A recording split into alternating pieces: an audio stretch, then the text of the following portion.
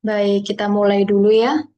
Ibu buka dulu. Assalamualaikum warahmatullahi wabarakatuh.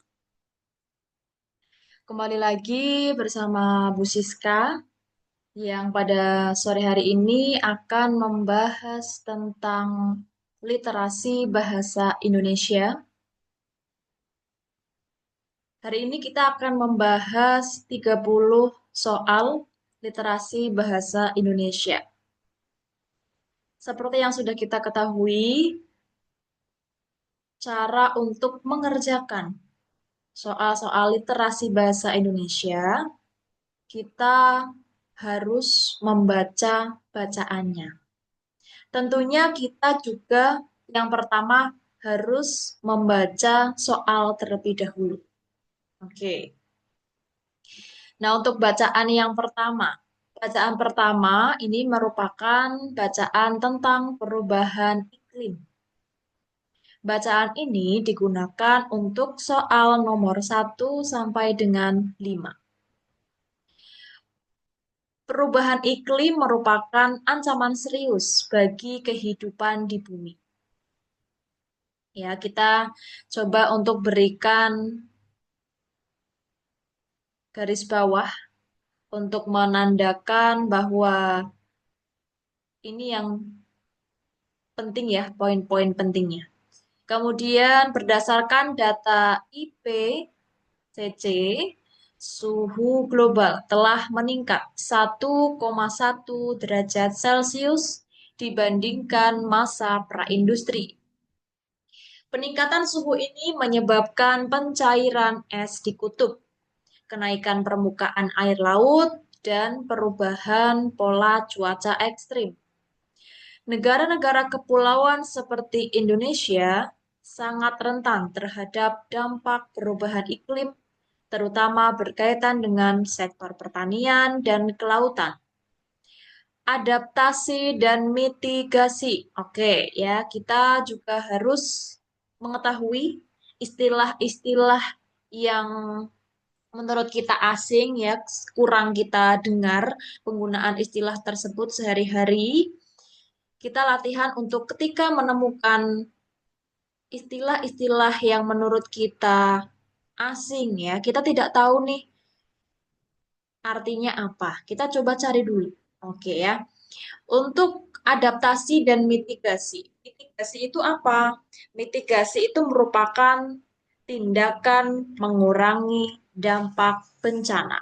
Oke, kita coba tulis dulu.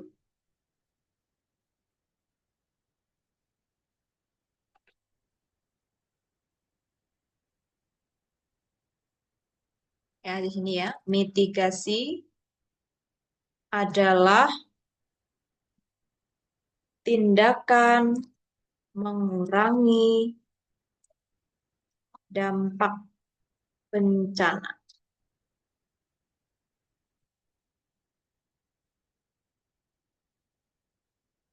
Oke, kita lanjutkan. Adaptasi dan mitigasi menjadi kunci dalam menghadapi perubahan iklim melalui transisi energi terbarukan dan pengelolaan sumber daya alam yang berkelanjutan. Itu untuk paragraf yang pertama. Paragraf keduanya, namun, implementasi kebijakan perubahan iklim sering terkendala oleh kepentingan ekonomi jangka pendek. Banyak negara masih bergantung pada energi fosil yang menjadi penyebab utama emisi gas rumah kaca. Diperlukan komitmen global yang kuat untuk mencapai target Perjanjian Paris dalam membatasi kenaikan suhu di bawah 2 derajat Celcius. Pertanyaan pertama, ide pokok paragraf pertama teks tersebut adalah, ya, jadi ini tentang ide pokok. Kita ingat-ingat kembali ide pokok. Ide pokok itu apa? Ide pokok itu sama dengan gagasan pokok. Berarti artinya adalah,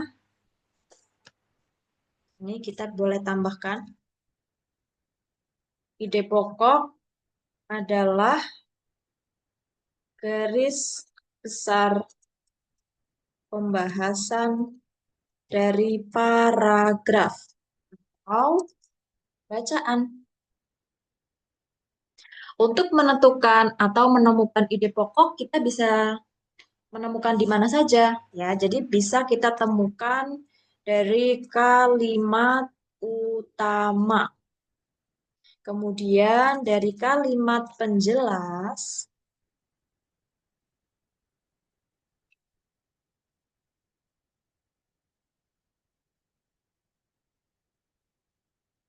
dan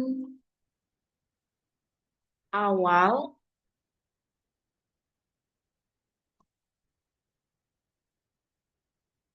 awal dan akhir paragraf, ya. Berarti ini termasuk ke paragraf campuran. Tapi untuk kebanyakan bacaan itu banyak terdapat di kalimat utama. Tapi kita juga harus memperhatikan bacaannya, ya. Untuk kalimat penjelas di sini jarang, ya. Kalimat penjelas jarang, tetapi ada yang biasanya tersembunyi di dalam kalimat penjelas. Kemudian ada juga di awal dan juga akhir paragraf. Ini berarti campuran, ya, sifatnya campuran.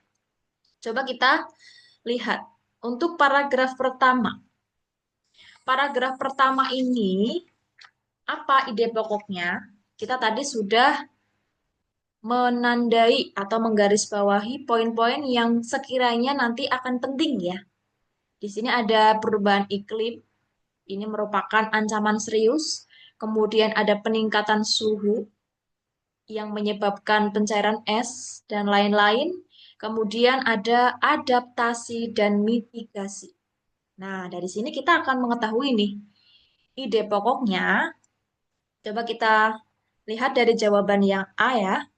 Dampak perubahan iklim bagi Indonesia.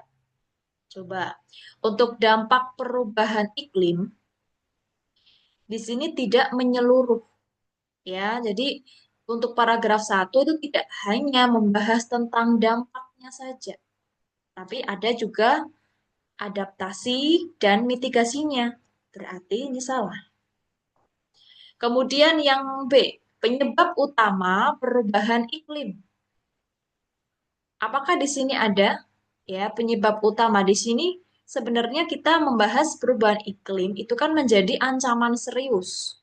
Kemudian ada peningkatan suhu, tetapi di sini tidak ada yang menyatakan bahwa penyebab utama, ya. Jadi tidak, karena ini juga tidak mewakili untuk paragraf satunya. Kemudian yang C, ancaman perubahan iklim dan upaya penanggulangannya. Nah, ini jawaban yang tepat. Ada ancaman, ya, ini yang di awal-awal kalimat. Kemudian ada juga upaya penanggulangannya. Apa upayanya? Ada adaptasi dan mitigasi. Menjadi kunci dalam menghadapi perubahan iklim. Nah, itu. Jadi, berarti ini ada di awal dan juga di akhir paragraf, pada paragraf pertama. Nah, jadi tidak hanya kita hanya mengetahui pada kalimat yang pertama saja, tidak, karena tidak selalu untuk ide pokok itu munculnya dari kalimat pertama, gitu. Jadi kita harus cross check lagi nih di kalimat akhirnya ikut atau tidak sebagai ide pokok, ya. Berarti ini jawaban yang tepat. Kita cek juga jawaban yang D. Peran IPCC dalam memantau perubahan iklim. Ini bukan, ya, bukan memantau, bukan menjelaskan tentang perannya, ini hanya datanya saja. Kemudian yang E, peningkatan suhu global yang terjadi. Ya, memang ada perubahan, ada peningkatan, tapi ini tidak mencakup ide pokok yang pada paragraf pertama. Oke, gitu, ya. Jadi untuk menentukan ide pokok seperti itu. Coba kita cek untuk yang paragraf kedua. Paragraf keduanya, kira-kira ini apa untuk ide pokoknya? Ya, di sini tentang implementasi kebijakan. Berarti ada kendala, ya. Kita bisa mengambil bahwa Ide pokok pada paragraf kedua berarti tentang pengimplementasian kebijakan yang terkendala atau terhambat begitu. Oke, kita lanjutkan untuk soal nomor 2. Berdasarkan teks, mengapa Indonesia sangat rentan terhadap perubahan iklim? Nah, kalau seperti ini, kita tinggal menyesuaikan dengan kalimat yang ada di teks. Jadi, kita tidak boleh untuk berpendapat atau beropini sendiri. Misalkan kita tahu bahwa informasi kita punya pengalaman atau punya literasi lain tentang informasi yang serupa dengan bacaan. Tapi kita tidak boleh untuk menyatakan opini kita sendiri. Karena yang dimau oleh soal adalah berdasarkan teks. Kita coba lihat ya di sini di paragraf berapakah kita akan menemukan jawaban untuk nomor 2. Nah, ternyata ada di kalimat keempat. Negara-negara kepulauan seperti Indonesia sangat rentan. Ini ya, sangat rentan terhadap dampak perubahan iklim, terutama berkaitan dengan sektor pertanian dan kelautan. Nah, berarti jawaban yang tepat adalah yang C. Ya, kita bisa memberikan keterangan di sini ya pada kalimat 4. Oke, jadi ketika kita belajar lagi, kita tahu, oh, saya jawabannya yang C karena ada pada kalimat nomor sekian. Seperti itu. Jadi untuk memudahkan kita dalam mereview lagi. Oke, kita lanjut. Kata mitigasi dalam kalimat 5 paling tepat diartikan sebagai, oke, tadi Ibu sudah menjelaskan bahwa pengertian mitigasi adalah tindakan mengurangi dampak bencana. Berarti kita tinggal menyesuaikan saja ya yang ada di pilihan jawaban. Yang A, penyesuaian terhadap dampak yang terjadi, bukan. Upaya mengurangi penyebab perubahan iklim, iya, ini yang betul ya, upaya mengurangi. Nah, kan sama dengan tindakan mengurangi. Karena tadi bacaannya tentang perubahan iklim, berarti mengurangi penyebab perubahan iklim. Kalau yang C, pengelolaan itu bukan, penanggulangan juga bukan, pencegahan itu bukan. Ya, jadi upaya mengurangi apa langkah-langkah atau tindakan apa yang perlu dilakukan untuk mengurangi sebuah bencana atau di sini perubahan iklim. Kita kan sering ya mendengar istilah mitigasi bencana. Nah, itu ya yang biasanya dilakukan oleh Basarnas atau Badan Penanggulangan Bencana ya, BNPB. Nah, itu. Oke, kita lanjutkan. Nomor 4. Pernyataan yang sesuai dengan isi teks adalah ini juga sesuai dengan teks bacaan ya. Kita harus harus cek ya. Untuk yang jawaban A, suhu global telah meningkat 2 derajat Celcius dibanding masa pra-industri. Coba kita cek apakah ada kalimat seperti itu. Ada ya di kalimat 2 paragraf pertama, tetapi angkanya berbeda. Ya, di sini suhu global telah meningkat 1,1 derajat Celcius dibanding masa pra-industri. Nah, berarti ini kurang tepat. Ya, harusnya 1,1 derajat Celcius. Yang B, semua negara telah beralih ke energi terbarukan. Apakah ada pernyataan yang berbunyi seperti itu? Kita cek. Tidak ada ya. Di sini memang ada kata-kata energi terbarukan. Ini baru menjadi solusi atau upaya ya menghadapi perubahan iklim, tapi tidak disampaikan bahwa semua negara itu sudah menerapkan energi terbarukan. Nanti salah.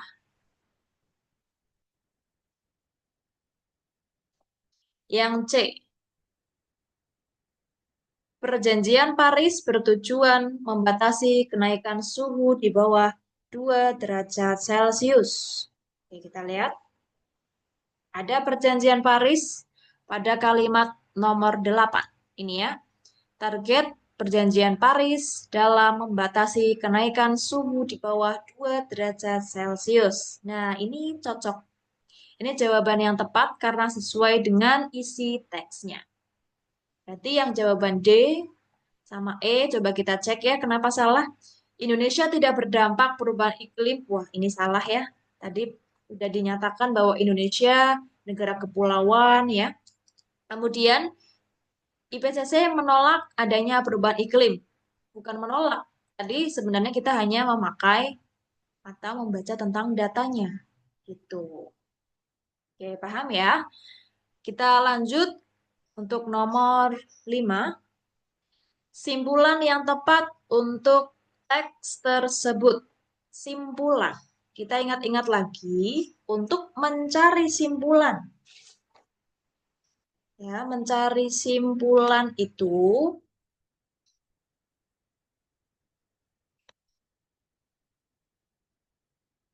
ya, simpulan. Yang pertama, kita harus mencari ide pokok setiap paragraf. Tadi kita sudah mencari ya, ada paragraf 1, paragraf 2, kita sudah tahu nih. Tadi masing-masing ide pokoknya apa. Kalau kita sudah paham ide pokoknya, sudah menemukan, ada yang menjadi penanda lagi untuk menemukan simpulan. Biasanya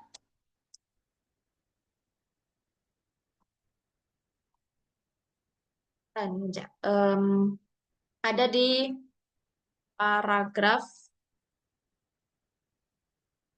terakhir. Tapi ini tidak selalu ya, tidak selalu.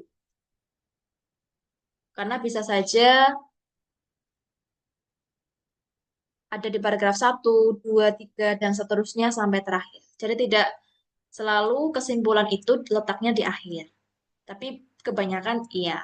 Kemudian, selain itu kita juga bisa menemukan kesimpulan. Kita pernah ya untuk menemukan sebuah kesimpulan itu kalau di akhir-akhir kalimat, akhir paragraf itu kita menemukan kata-kata jadi. Nah, kemudian sehingga oleh karena itu, kemudian ada dengan demikian dan lain sebagainya. Ini juga merupakan penanda simpulan. Tapi tidak semua bacaan ada kalimat seperti ini ya. Tidak selalu ada. Jadi yang menjadi patokan penting adalah kita harus tahu ide pokok setiap paragraf. Begitu. Kalau sudah paham ide pokoknya, sudah menemukan, kita sudah aman. Gitu. Coba kita cek untuk jawabannya. Yang A. Perubahan iklim hanya berdampak pada negara industri. Sebenarnya untuk menentukan simpulan atau jawaban-jawaban yang lain, pada pilihan jawaban itu biasanya untuk mengecoh ini ada satu kata atau dua kata yang mengindikasikan opini. Nah, coba dilihat yang A. Perubahan iklim hanya berdampak. Kata hanya itu mengindikasikan opini. Jadi kan tidak hanya ya pada negara industri. Jadi ada negara kepulauan gitu. Kemudian yang B. Upaya mengatasi perubahan iklim membutuhkan komitmen global. Nah, ini betul. Tadi kan bacanya tentang perubahan iklim. Kemudian ada bentuk upaya atau solusi atau mitigasi. Kemudian yang di paragraf keduanya itu ada komitmen global karena tadi ada perjanjian Paris. Nah, jadi dikaitkan. Jadi kan ada nih unsur yang ada di paragraf pertama dan juga unsur yang ada di paragraf kedua. Jadi tidak hanya yang di paragraf satu, tidak hanya yang di paragraf dua saja. Yang C, energi fosil tidak berkontribusi. Ya, ini juga kata-kata yang meragukan. Indonesia telah berhasil mengatasi dampak perubahan iklim. Ya, tidak ada yang menyatakan seperti ini. Kemudian perjanjian Paris telah mencapai semua targetnya. Salah ya, ini juga salah. Oke, seperti itu. Jadi akan terlihat. Kalau sudah paham ide pokoknya, kita akan lebih mudah untuk mengerjakan soal-soal seperti mencari ide pokok, mencari simpulan, itu yang sering pada literasi bahasa Indonesia. Oke, itu untuk bacaan yang pertama, untuk nomor 1 sampai dengan 5. Kemudian bacaan yang kedua. Nah, ini bacaan kedua untuk nomor 6 sampai dengan nomor 10. Bacaannya tentang teknologi keuangan digital, terdiri dari 3 paragraf. Kita analisis lagi ya, seperti bacaan pertama tadi, untuk memudahkan kita dalam mengerjakan soal-soal nomor 6 sampai dengan 10. Kita baca dulu. Financial technology telah mengubah landscape industri keuangan secara global. Ya, kita bisa menandai lagi di sini. Ada financial technology mengubah landscape industri keuangan. Ya, kemudian kalau kita tidak tahu pengertian dari